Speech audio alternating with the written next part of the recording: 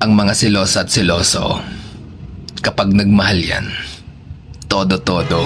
Someone's always saying goodbye. Hindi kanyan susukuan hanggang sa dulo. At hindi kanyan papakawalan. Basta magpaliwanag ka lang, lalo na pag kayo ay long distance.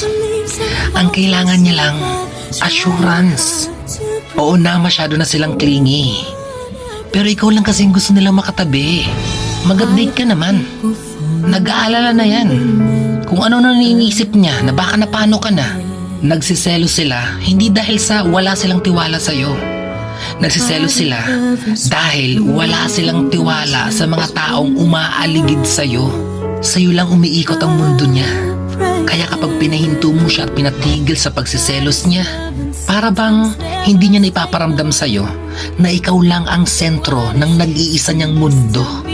Tandaan mo, ang mga taong silosa at silosa